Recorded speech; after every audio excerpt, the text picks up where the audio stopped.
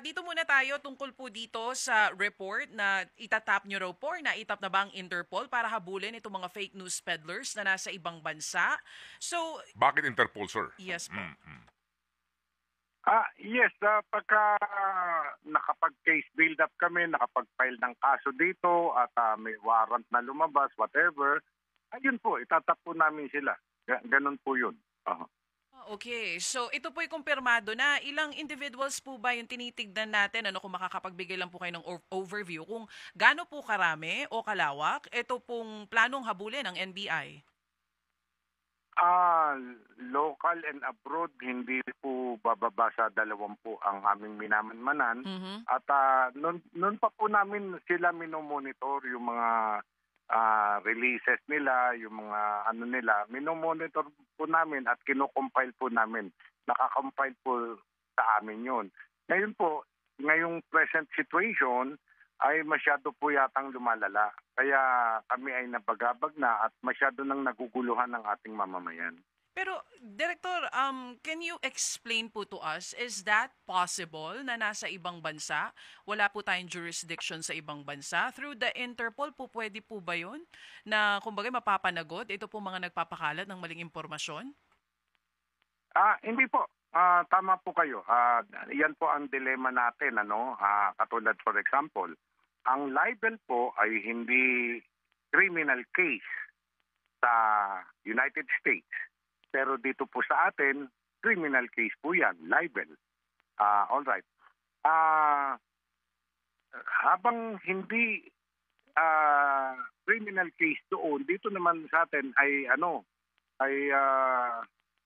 criminal case. Kaya paano tayong iintindihin ng ibang bansa na hindi naman sa kanila krimen yun?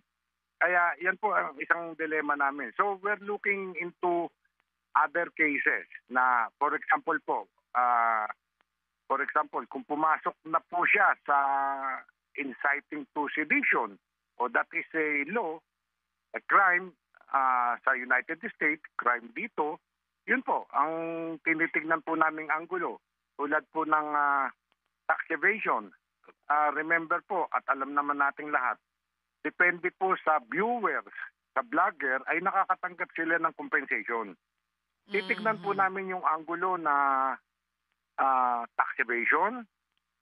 Nagbabayad ba sila ng tax dito? Na-view dito sa atin yung i-check po natin yan sa Facebook, for example.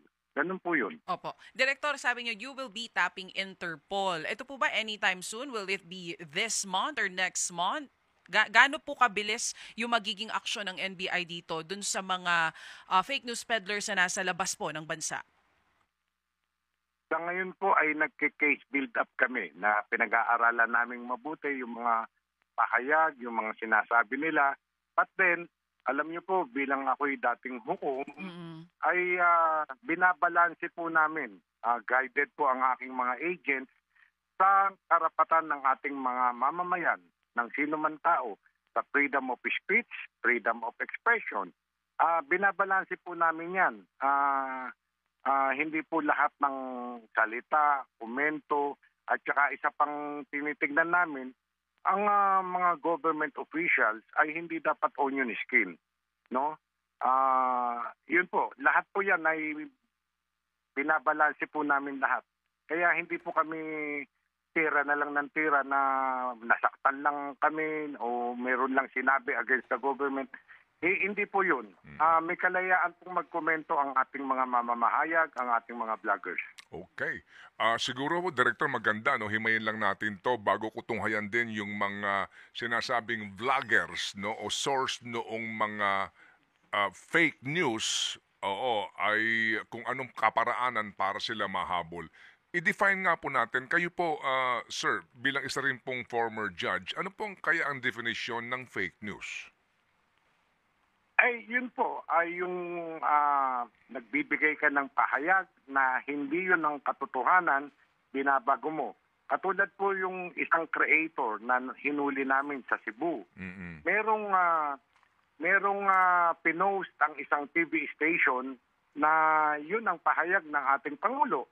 Pero binago niya at ginawa niya yung bandang huli, binago niya na para bang nananawagan si Presidente PBBM na i-legalize na ang mga illegal drugs dito sa Pilipinas, ay kitang-kita po na yan yung creator may mali, para lang kumita siya. At iniharap po namin siya sa media at ang media po ang nagtatanong sa kanya, inamin niya naman na para lang kumita siya ng pera, ginagawa niya yon at umiiyak nga po at humihingi ng paumanhin, hindi na daw niya uulitin. Ganun po yun. So kasi nga po, kasi nga, di ba, sabi nga po ninyo, kapag kasi pahayag lang tungkol sa damdamin, sa pamamalakad ng gobyerno, pahayag po lamang tungkol sa kanyang pananaw sa lipunan, yun po ay freedom of expression and speech, di ho ba? Tama po. Klaro yun, okay. Tama po, Manong Ted.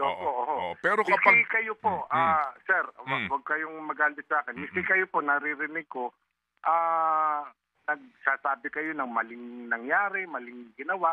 Comment po ninyo yun Ayun po ang damdamin nyo ilang bawa po, sinabi nyo, sir, na mali naman si Director Santiago dyan. Dapat ganito, dapat ganito. Comment nyo po yun Pero kung nag-start po kayo na pinagmumura nyo na ako, inalipustahan nyo na ako, lampas na po yun sa parameter ng ating freedom of speech. Ganon po yun, sir. O kaya ay magsasabi... Sinasaalang-alang po namin lahat yan, sir.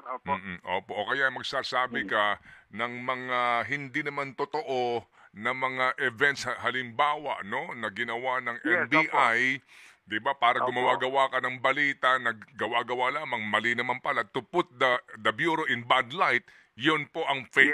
Yun ang fake news, no? Kumbaga po. Kasi nga we have to really to have this line ng definition. But anyway, so sir, ito pong usapin ng mga vloggers na nando doon sa abroad, no? Sabi nga nung iba, ito magpapasintabi ako may mga hindi matutuwa dito. Ang sabi nga ng iba, ang lalakas ng loob kasi nga daw nasa labas ng bansa na hindi mo kayang habulin, no?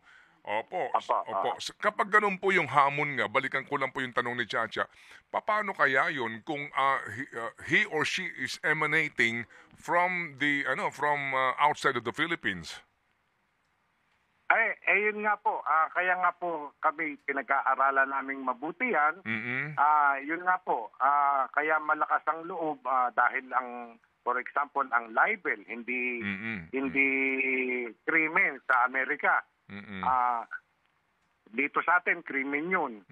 Tapos, naturingan pa, for example, ay citizen siya dun. O paano naman natin mahahabol ang citizen ng United States at yung mga pinagsasasabi niya na hindi naman illegal sa kanilang bayan. Kaya po gumagawa kami ng lahat ng pamamaraan.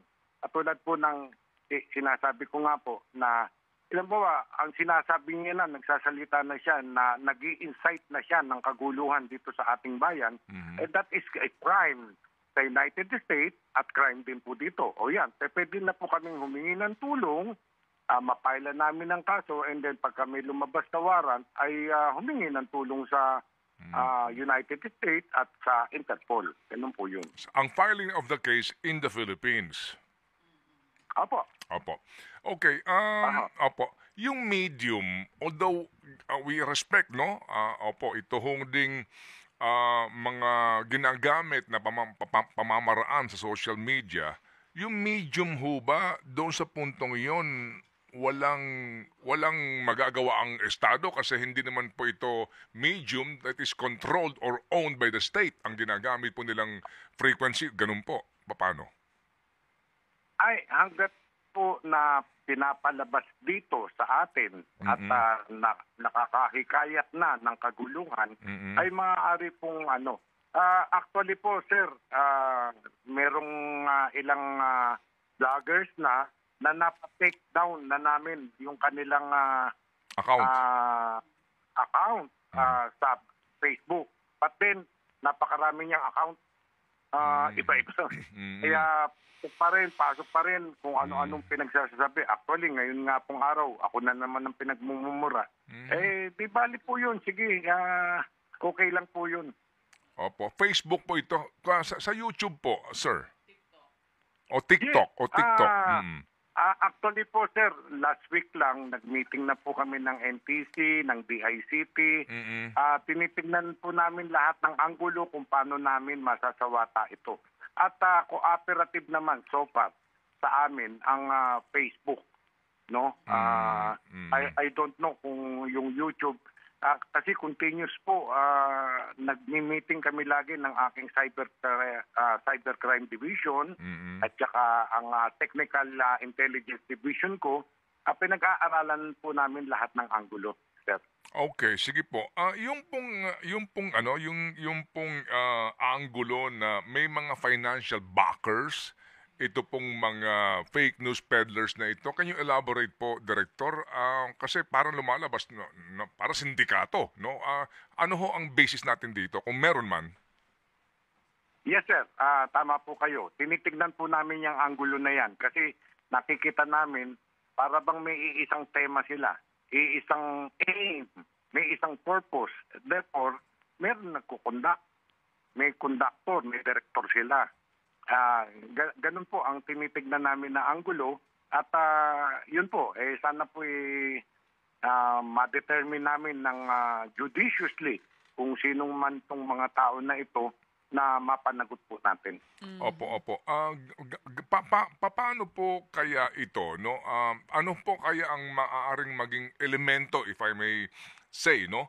Kapag para sabihin natin na ito po talaga ay isang concerted effort na may nagpopondo para ho matarget ang isang institusyon, individual o opisyal, sasabihin na po natin paninira o ito nga po, pagpapakalat po ng maling balita. Tama po kayo, Manong Ted. Medyo mahihirapan po tayo dyan. It will all be based on circumstantial evidence. No? Para kailangan mapatunayan natin yung concerted effort nila, yung talagang aim nila ay towards a common goal. Yun po, mga circumstances po na matutukoy namin kung meron pa po talagang nagdidirect sa kanila, may nagkukumpas, may nagpipinance po sa kanila. Ganun po. Opo. Pero as we speak now, Director, the only statute, no, na maaari niyo po ditong sandalan ay ito pong itong anti-cybercrime anti-cybercrime law na existing ngayon. Opo, at maliban ano pa po, saan pa kayo maaari pong sumandal po na batas kung sakasakali? Kailangan ho ba dito ng karagdagang legislation? Meron po tayong Article 154 sa Revised Penal Code. Yun pong unlawful use of publication. Remember, meron tayong libel law, meron po tayong unjust vexation, sir. Yung masyadong inaasar ka na, unjust vexation. Maliit na kaso lamang po yan, pero kung committed through cyber means, ay tataas po ng 1 degree higher ang iyong magiging penalty. Kaya actually, yung cybercrime law natin, ay parang aggravating lamang po yan. Nagka-qualify lang para ma-aggravate yung kaso. Ganun po. Maliliit na kaso lang actually, sir. Pero dapat masawata natin dahil nalilito na ang ating mamamayan. Opo. Director, di ba may mga kung tawagin ay troll farm? Opo, di ba? So, nangyayari yan sa panahon ng halalan at saka ito ho talagang may grupo na humahawak ng mga keyboard warriors kung tawagin and then pwede kang i-project, no? Opo. Ngayon, wala namang batas na nagbabawal doon, di ba? Sa ganun pong uri ng operasyon, kung yan ang aking negosyo, meron lamang, may gusto akong i-promote na tao o sabihin na po nating siraan na tao, pagtutulong-tulungan ka sa pamamagitan ng troll farm na ito. Yes po, tama po kayo, Manong Ted. Actually, nagpapayag na ang ating chairman ng COMELEC, negative campaigning is allowed. No? Wag lamang po, again, wag lamang po lalampas na libelous na, nakakapanira ka na, may malicious intent ka na. Ganun po. Lagi po, ang gabay namin ay yung constitutional right ng ating mga mamamahayag sa freedom of speech and freedom of expression. Ganun po yun. Sige po. So sa ngayon po, ano ang inyong reaksyon dito, Direktor, na ito na po, no, ang sinasabi na naman ng iba ay ginagamit ng pamahalaang Marcos ng Estado ang resources ng Estado para kitilin, no, sikilin ang karapatan ng sa malayang pamamahayag ng gobyerno nga, no? Itong mga sinasabing mga, sabihin na po natin diretso, no? Sa panahong ito, yung mga pro-Duterte vloggers ay iniipit at ginagamit ng gobyerno ang resources ng Estado para sila ipitin. Ay, hindi po ganon. Sumusumpa ako sa Panginoong Diyos, wala akong directive magmula sa Malacanang o kahit kanino paman. Ako ay gumaganap sa trabaho, krimen. May crime silang nakukumit, kaya kami kumikilos. Ganun po. Pero binabalansi ko po yung freedom natin, yung freedom of expression. Ang sinasabi po, ang hinahabol po namin, yung mga lumalampas na sa parameter. Wag naman pong ganun, fake news na ang sinasabi, ganun po. At yung balik tayo sa troll, sir, depende po yan dun sa na-troll. Kung magrereklamo ba o hindi, na-libel siya, kung magrereklamo siya o hindi. Pero kung bahala sila, hindi sila onion skin, hindi naman nagpapail ng reklamo, wala po yun. Malaya po silang magpalitan ng kanilang mga una sa bawat isa. Ganun po yun. Opo. Pero di ba, Direktor, hindi maitatanggi ngayon malaki ang kinakain sa resources ng NBI sa mga pribadong individual na naghahain ng reklamo sa inyong Anti-Cybercrime Division?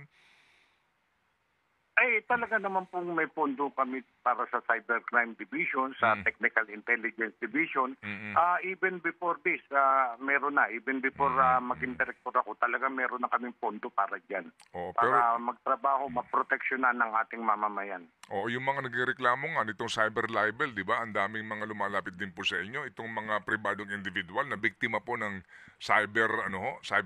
alam niyo na, ang dami, cyberbullying, May nangyayari cyber na. libel, opo. Gaano ito karami ngayon sa inyo pong, sa NBI, sir? Hindi naman po lahat pinapakinggan namin.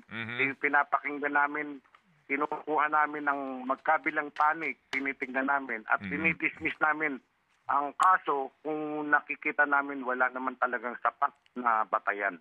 Ganun po. Okay, sige po. So, pasalamat tayo kay Direktor, no? Yes po. Maraming salamat, Director Jaime Santiago. Makikipag-ugnayan po kami, ha, sir. Kung sakali po magkaroon na kayo ng contact with Interpol, kung tapos na yung case build-up, let us know po. Tsaka hindi, ninyo, Yes, ito ma'am. inyong kampanya. Salamat. Salamat po, Manong Ted, DJ Chachat. Salamat po sa inyo. Sa panghuli na lang po, Direktor, ano po ang sitwasyon ngayon noong pong sa Oslo na nahuli ninyo na, na umamin sa kanyang ginawa? Ano pong kanyang kakaharapin, sir? Pinailan po namin ng kaso na yung illegal use of publication, unlawful publication, 154. Pero pinapatignan pa po namin dahil sa pag-amin niya na siya ay kumikita doon, tinitignan pa po namin yung aspect ng tax evasion. Although maliit lang siya na tao, pero ayun na nga po, umiiyak siya, humihingi ng paumanhin, patawad. Pero yun po ay warning sa ating mga mamamayan na hindi po kami nagbibiro. Opo. Meron kayo panawagan sa mga media entities na magreklamo mismo no, sa mga pangyayaring ito. Paano po kapag hindi nagreklamo sila?